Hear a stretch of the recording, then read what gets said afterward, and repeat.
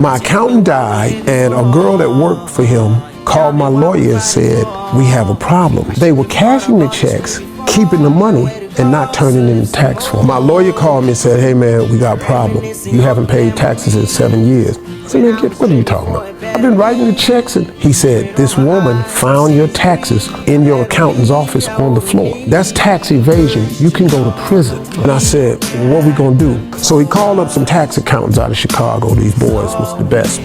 He said, man, we got a problem. We need a tax payment plan. The tax payment plan was so astronomical that it was no way I could pay this. The deal was, if you miss one payment, we come and seize all your assets and you go into jail. My accountants, I heard them say, nobody can live under this amount of stress. There's no way he can pay the back taxes, pay his current taxes, and his living expenses. What are we gonna do when he goes to jail? My wife cried for 2 straight days. She said, Steve, what you gonna do? I said, I'm gonna go to work. I took every comedy gig in this country. I signed every contract.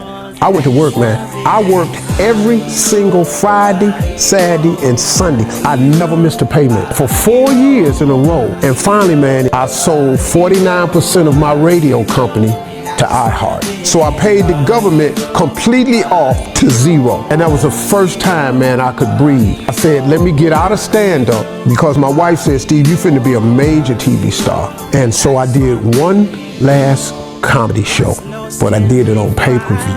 I had no idea how many people was gonna tune in for that. I made a lot of money. It was the biggest single paycheck I ever made. And next thing you know, I was back.